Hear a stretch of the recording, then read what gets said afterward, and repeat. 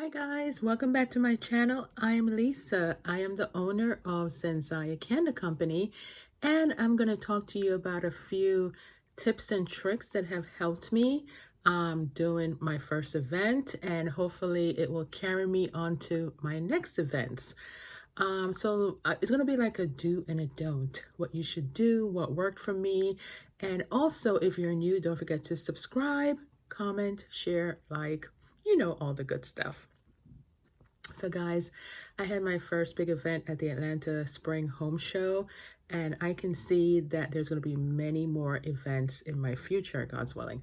So right now, I'm going to talk about the do's, right? What should you do when putting on an event, especially if you haven't done it before, you don't know anything, any tips, any tricks? So the number one thing is to do your research. And what I mean by research is that you research the company that you're doing the event with. Also, make sure that you're in communication with that company. That tells you a lot about the company as well, as far as how they communicate with you, how they send you reminders, how they follow up with you before, during, and after an event. Those are key things, right? Because that just tells you that they care about you. It also tells you how they do their business, and basically you're like their client. So it's making you feel as comfortable as possible. So that's the number one thing, is to do your research about the company. A lot of events will probably ask you to cough up some money ahead of time, whether it's the setup or provide you with half of the stuff that you need. And there are some events that are free. That comes along with the research part of it as well. You have to determine for yourself, especially if you are just starting off your business, you don't have any money, you have a little bit of money. Do I want to spend it all on this event? It's a risk. you know, there's an old time saying, scared money don't make money. But like I said, you have to do what's best for you and your company and see if it's worth it. Nothing ventured, nothing tried, right? So yes, when I did my event, I prayed about it, I thought about it, I gave it a couple of days, and at the end of the day, I just took that risk and it actually worked out. This will not probably work out all the time, but it will be a lesson learned, and you know what to do and what not to do next time, or who to collaborate with, or who to do an event with. So it's all about going out there and taking that risk on your own terms, right? You got to do what's best for you. What may work for me may not work for you, and so forth and so forth. You get it. Another thing is to make a to-do list. That's what helped me, because I just love to plan and to organize, is to make a to-do list. Make sure that you have everything, all of your inventory captured, whether it's on paper or with your apps. Make sure that you have a cash box. So I mentioned in my previous video the stores that I went to buy a lot of my stuff. The Dollar Tree. The Dollar Tree is actually changing, where it's not $1 anymore. They have like $3 and $5 items in there, probably more. And they told me that that probably will be spreading to all the Dollar Trees, but we'll see. So I went to the Dollar Tree, Hobby Lobby. I went to Sam's Club. I went to Amazon. I ordered online on Amazon. I'm always forgetting one, but there's another one. But basically, oh yeah, I went to Office Depot to get some labels, some more labels and some stuff. But the point is that you make your list. Keep track of everything, guys. Keep track of everything. The next thing I would say is that now that you have your cash box, not everyone is going to pay by cash. And you can order your cash box online. I actually got mine at Sam's Club. And everything that I mentioned in this video is not sponsored. These are just things I went through. And not everyone is going to pay through that. So then you got to have a good working phone. for people to process their payments. I actually have the payment thing here, Square, not sponsored. I purchased that, guys, or got it at the beginning of my business, and I didn't use it till several months later. So take the time and think about, okay, if I go to events and shows, how are they going to pay? Are they going to pay? Do I have to buy an iPad? Some people do. Do I have to buy the connector? Do I bring my laptop?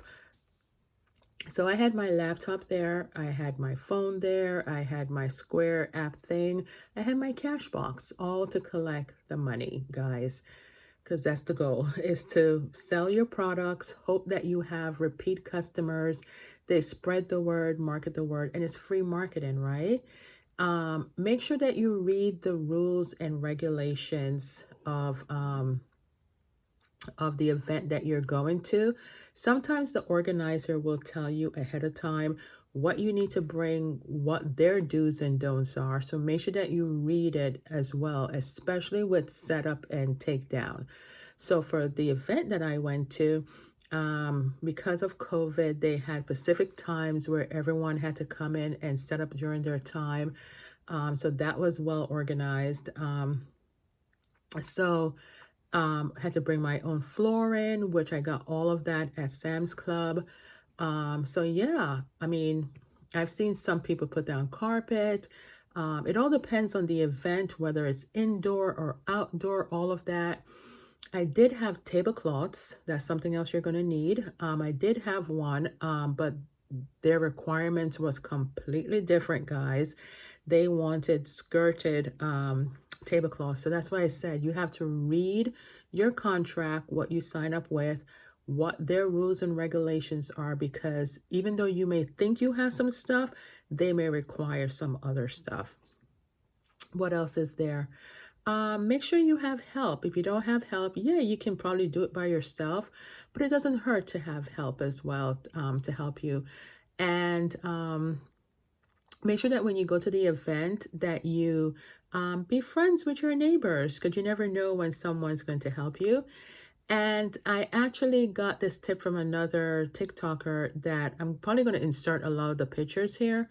But this little buggy here, I'm a soccer mom. So my son is 23 years old, right? But during soccer years, I saw this little buggy, wanted this little buggy to drag along all my stuff. But I didn't have that much stuff, that many kids to drag along like how everyone used it for. But this actually came in handy, guys. It's a great investment. That's the other store.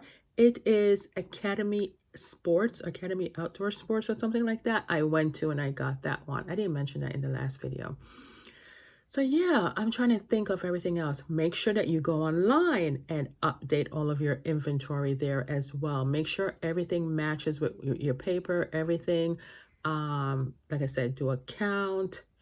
Make sure everything syncs up. Pray about everything. Be thankful for everything. And now let's go into the don'ts. Don't. Don't be stressed out. That's the number one thing. Don't be stressed out. If you're organized, well organized, you're already beating half the battle right there. The only stressful thing that I went through was the parking, guys. Because the parking and the security people were like, no, go there, no. So yeah, it was the whole parking situation. And unloading and putting up, it was basically the parking and unloading and everything, because everyone was trying to do it around the same time if they were scheduled, or some people ran over their time. What's the other thing not to do? Always treat your customers well. That's something that I do, so I don't really have a don't for that. I would say don't lie to your customers. Be upfront and honest with them, right? So I'll give an example. I had 5 new scents in my wooden wick candle signature line, right? That actually launched the first day of the event.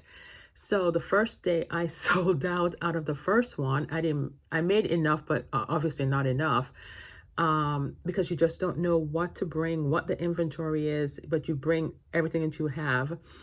And I make my candles in small batches, so I still had enough to sell, but now I know.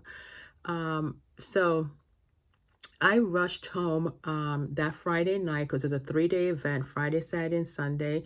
I rushed home Friday night late, made a fresh batch of one of the scents, and I had it there. So when someone wanted it, I was upfront and honest, and I said, hey, I just made these last night. It typically takes 2 weeks for it to cure. And guys, they were completely okay with that because they had bought other scents that they can burn, in the meantime. And then I had one lovely customer who said she's going to wait as long as she possibly can. So be upfront and honest and don't lie. Just let them know your situation. And a lot of the scents I did run out of that people wanted, and I just was honest and I just said, I'm so sorry, we just ran out. And it was a little bit frustrating because a couple of people wanted a scent. I said, we just ran out. They want another one. We just ran out. Oh, we want another one. So I was like, oh my goodness. But I still kept that relationship with them, kept talking to them and saying, if you don't see anything, make sure that you go online, so they were okay with that. So just be yourself and be upfront and honest. Don't be fake. And what are the don'ts? It's kind of hard when you have family help you. But I would just say lay out the rules, the regulations, and be upfront and honest with them as well. That's a whole separate cover. That's a whole separate discussion video right there. But yeah, it's hard when you have a lot of people that want to help you, but you only can have a few people because some events they only allow one person or two people. So it all comes back to their rules and regulations. Don't I would say don't share all of your personal stuff, especially with your money. It was so funny that one of the guys next to me was going around asking, so did you make a profit? Did you make a profit? And I was like, I'm kind of like, I don't disclose that kind of information. And I really couldn't really tell you, even if I wanted to, because we were still going on in the event. So I was like, okay, why do you need to know? But it's all good. I'm trying to say what else don't. I think everything is just in the do part. Be organized. Make sure that you have everything, especially when it comes to your inventory, your money. Smile. Greet your customers. Even if they don't buy anything, thank them and have, when people were passing by, I would say, thank you, enjoy the show. But yeah, there were so many lovely clients that came. My first hiccup came with my first sale, and my cousin was there and he noticed that the payment app was not applying the discount. So make sure that you pay close attention to whatever app that you're using for your payment. Make sure that everything is processing okay. So then I had to spend some time, the only big opportunity I would say, guys, is that I had a lot of stuff in boxes. That was a pain in the what, because I had to keep all the inventory under the table, right? And I had all the products on the table for them to smell, and then I had the wax smells on a separate table. So every time a customer wanted a candle to buy, I had to go not under the table, but I had to reach under the table, pull out the box. Oh my gosh, that was a pain. It came to a point that when after the event ended, I had like a bruise on my leg, apparently because I kept resting the box on my leg every time I would take it out, and just resting it there. And but yeah, I would say lesson learned in that one, get a clear container. I did have it organized, but my cousin said that he gave me a great tip that even though I had the names on the top of the box, also put it at the side of the box. So therefore you can see it, like if you're backing up and looking at the table, underneath the table, you can see what they are. And then inside the box, I had them like separated, but we still had to like pull out the box, search for the thing. So if you have a clear container or an easier way, I think next time I'm just gonna put out everything. Just gonna put out everything. Because what I saw the ladies across from me who were exhibiting their spices did, and some other vendors, is that they just put out all their inventory on their tables, and then when the event ended, they just covered it up. And I said, oh, that's trust. That's okay. And here's another tip. You have to have insurance. You have to have insurance. So if anything happens, you know, anybody steals, whatever, you have to have insurance for those events. So that's another tip there as well. I would say the don't is, I don't know if any more don'ts. It's just making sure that I have everything. But I probably will do more videos of this as I do more and more events. And actually, I will be at my local farmers market every Tuesday afternoon and just being out in my local community and just spreading the word. So if you live in Douglasville, Georgia, come on out, meet me, buy a candle. I love talking to you guys. It's a 16 minutes video. I hope you guys watch it all the way through. Don't forget to subscribe, tell a friend, and thank you for listening to my tips, my do's and don'ts. And comment down below and let me know what has worked for you in your events and what didn't work. You know, share the wealth, share the knowledge to help each other. Until next time, peace, love, and remember to wake up the ZZ in your life and have a Zen moment.